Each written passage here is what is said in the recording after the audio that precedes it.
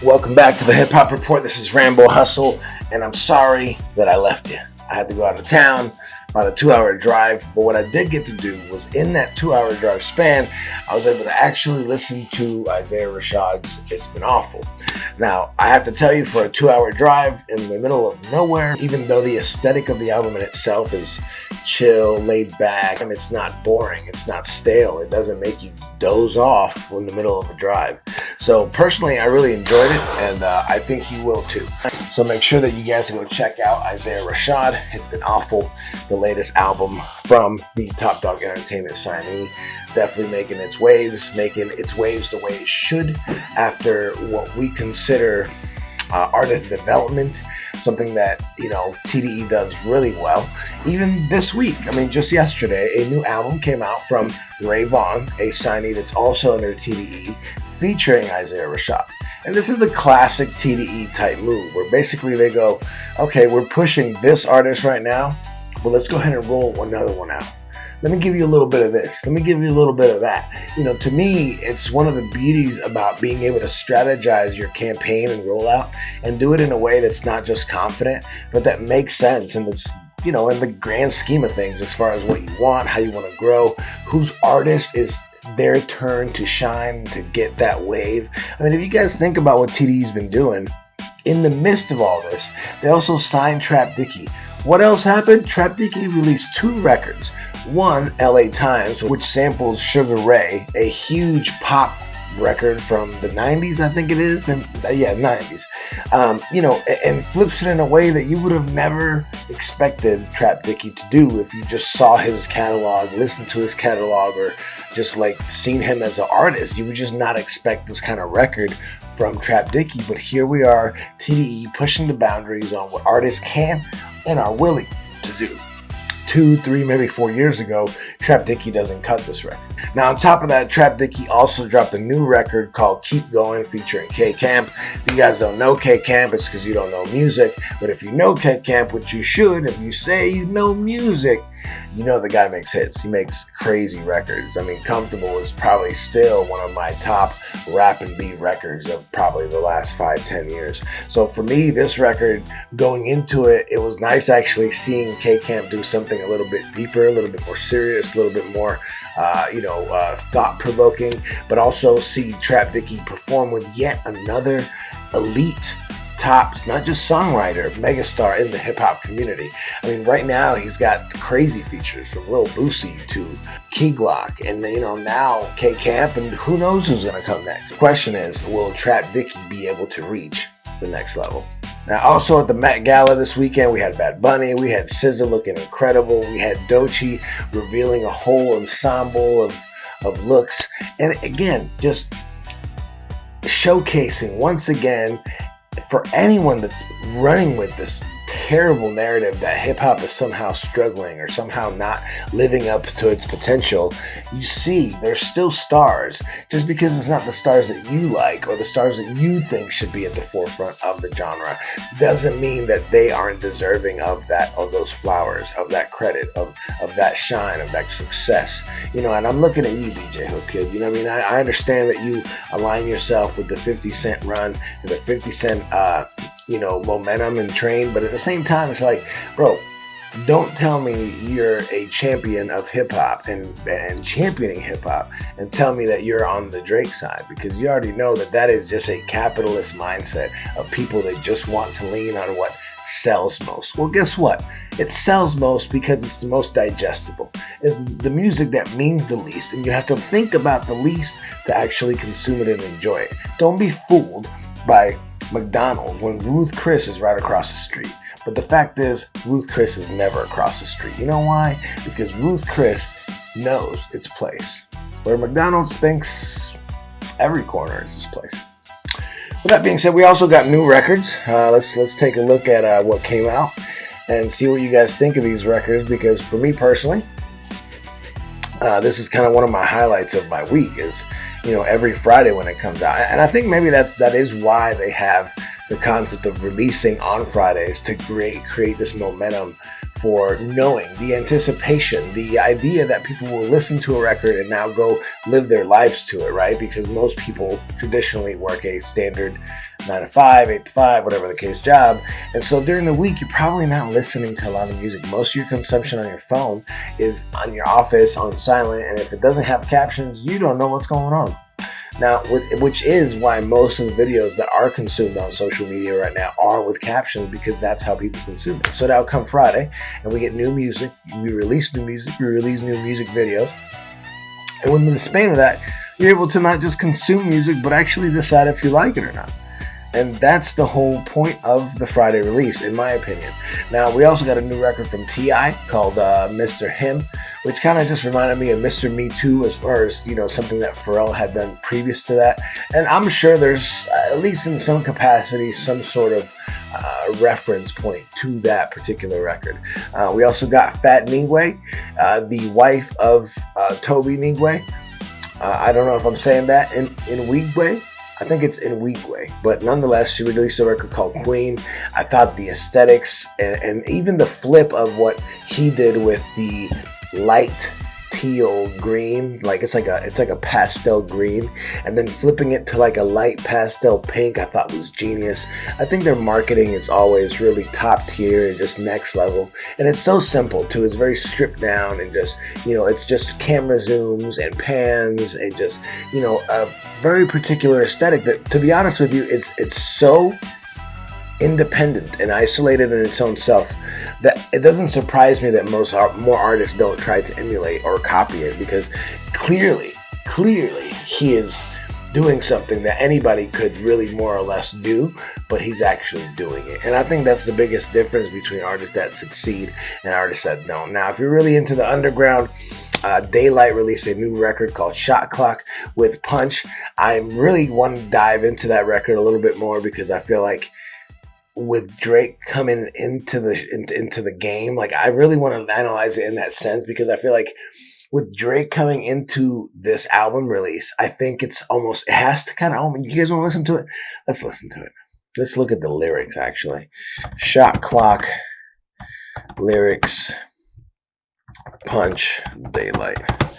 Because you guys know these guys are particular as far as like lyrical dexterity and their lyrical skill set. These are not regular rappers. These are not your run-of-the-mill guys that just kind of can rap. No, these guys are top of the line. Even Punch, under TDE and all the assignments that he has on that, he is just a proven lyrical assassin. Let's listen more. Hey, everyone see who the real C4 is. Fucking up the bread, leave you toasted. Okay, so C4 was the album which I designed the cover to, where Kendrick took Lil Wayne's beats from C3 and recreated the entire album as a mixtape titled C4. If you guys look it up, he's got the C and the 4 tatted on his eyelids. And so to me, this is an interesting reference point, because what else would we be talking about C4 unless we're talking about the bomb itself? But I think Daylight is close enough to the Kendrick camp to be very much aware of what that line means and what it would be referenced to in light of this specific reference point. One see who the real C4 is. Fucking up the bread, leave you toasted. One beef, leave you roasted.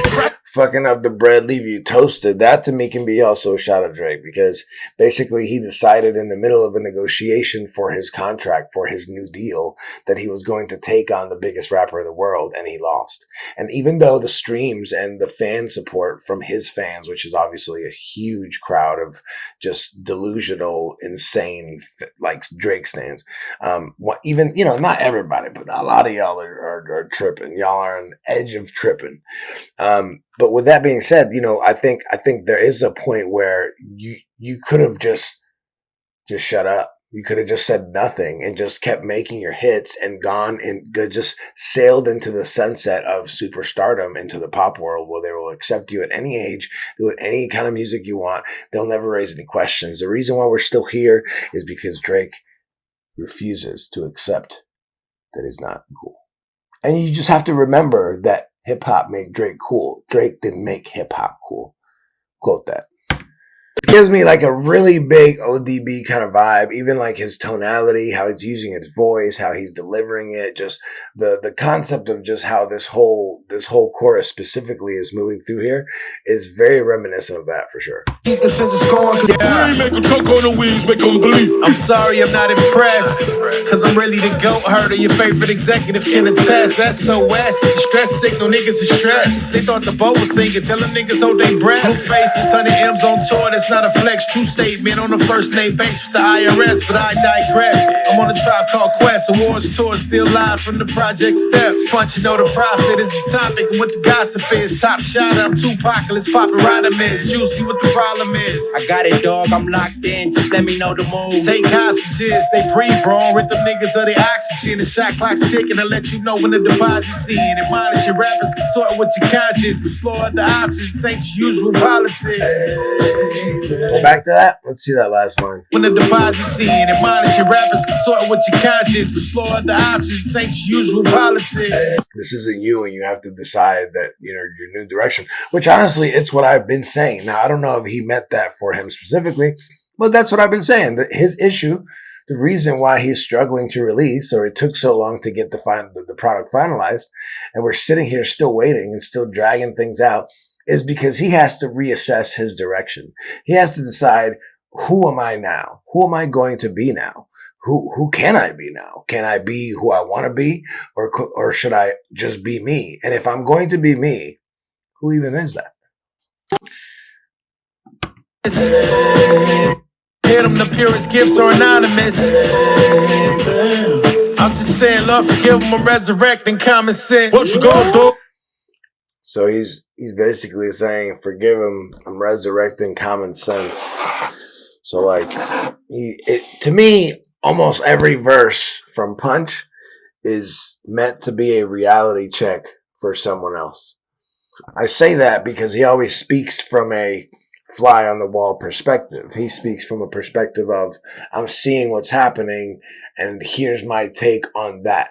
And I think he does a good job of hiding it in between these bars that, you know, more or less seem like they're telling you a random obscure story, when in reality you're getting a very specific verse with very specific lines about a very specific topic that he specifically is addressing in the moment, that allows you to say like, oh, I see what you said and what you did, even though many, probably more than less fans will ever get it. You just won't get it, because you're not listening to music to decipher a message. You're listening to music to just live life. And that's the biggest disconnect that we have right now in music. So, with that being said, we also have AZ. AZ dropped a brand new album called Do or Die. We have to go dive into that, because AZ to me is one of the most underrated voices. AZ to me was like the Anthony Hardaway to Nas being like the Shaquille O'Neal of like backpack rapping. Like AZ had the elements that Nas didn't have, and of course Nas came first, so he already had that established fan base. So it was really hard, especially then, to have a secondary artist blow up, or at least supersede what the first artist that was getting him introduced to the world would do. We just didn't have that kind of momentum and traction within the game of hip hop at the time. Where, I mean, even now you have artists that sign artists that still, those artists aren't able to pick up that same kind of trajectory or steam or whatever the case is. And partly is because they're not a new sound. They're just a sound that's behind a bigger sound. And so, fans can always go, well, why would I listen to this when I got the main guy here? That's what's so impressive about Kendrick having a SZA, about Kendrick having a Q, about Kendrick having an Ab-Soul in the underground scene, about Kendrick having a J-Rock, or even now Isaiah Rashad or Doechii, which I feel like she's going to be bigger than almost all of them, to be honest with you. I think she has the potential to be bigger than, I feel like she has the potential to be the rapping Rihanna. Hey, Doechii, the rapping Rihanna. Sign me up. Sign me up for that one. We also got a brand new EP, Sugar Girl EP from Little Simz. If you're not familiar with Little Simz, please get in tune with Little Simz. Extremely talented just iconic talent, and just the ability to not just tell stories but musically make it engaging and dynamic, which is what we want from hip-hop artists, to be honest with you. Action Bronson with Planet Frog. Now we're gonna go through these individually, so don't fret, we're gonna get to that. But the Planet Frog concept I thought is really interesting, and I'm excited to actually dive into the album to kind of get an idea of why it's called, like, what is Planet Frog? Do you know what that means? I don't know what that means. A new video for Meek Mill, 600 racks. He's on a boat. He's doing his thing. It seems like Meek Mill is also trying to find his footing, his direction, what his next message is going to be. I think Meek Mill wants to speak on something of importance, but I think maybe he's felt a little bit stuck because he kind of unfortunately landed in the crevice of the butt of a joke of the Diddy concept, and I think unfortunately for him musically, after the beef, the Diddy thing, the Meek Mill only got one more strike. If he has one more strike, he's out of there. So he needs to be very careful how he rolls out, and the direction and the music. He needs to do something that's going to connect with people so heavily and emotionally so inclined, like something like the intro, but more extensive, like an album that feels like the Dreams and Nightmares intro. I think if Meek Mill can create something powerful like that, I think he has the potential to really make another run at the top tier of rappers, which personally, for me, I've always felt like Meek Mill was a really talented guy, but because of his voice, he just didn't have the ability to really carry a full album without being heavily featured. And I think you kind of see that on his last couple of releases because he's using auto-tune. I thought the In My Heart freestyle, I thought that had the craziest auto-tune that Meek Mill has ever used. And I wonder if in that same space is where you kind of find him looking for that new sound. A new music video for Maya featuring Too Short called A Little Bit. She sounds amazing, she looks amazing, and ultimately I think it's a really good record. I think Too Short does his standard commercial record, clean it up kind of verse. I want to say it's maybe 12 bars. And so, he delivers what Too Short's supposed to deliver in a record like that. You can't imagine Too Short going on a Maya record and talking all greasy like he normally does. So I totally understand that. But at the same time, a good record is a good record. And these are the kind of records that we need to see come back this summer. Records where the R&B singer is doing what they do and the rapper is doing what they do. Because we don't need rappers singing and we don't need singers rapping. Boom, period. With that being said, Rambo Hustle with the Hip Hop Report. Make sure you have an amazing weekend. We're gonna be we're gonna be active. I think now is our busy season for me, specifically from here until October. So I'm gonna be doing my best to kind of give you guys as much updates and as much of our reviews and takes as we possibly can. We love to hear from you guys. Make sure you hit the subscribe button, invite your friends, show them the channel, let them know that we talk hip hop. And at the end of the day, when you guys comment, we don't have to agree on everything. New product on the wall today. We got an old high power Kendrick Lamar one down here. That from the same show. R.I.P. Mac Miller on this one. Well, ASAP Rocky down here. We put Cardi up one, and we put Schoolboy Q up there to kind of show you guys a little range on that. I gotta get some more shots printed out, but soon enough, you guys will see a lot more variety. And of course, if you guys are interested in any of these pieces, make sure you hit me up and send that out for you. Hip Hop Report. Using takes. These are the breaks. Guess we can't see A in UK. We bring you that will without any other fakes. We got new music from Zay, and just like that, a new week's on the way. Subscribe to the channel. Subscribe to the channel. Subscribe to the channel. If you want the latest and greatest, sub it. Do it for the game. Music so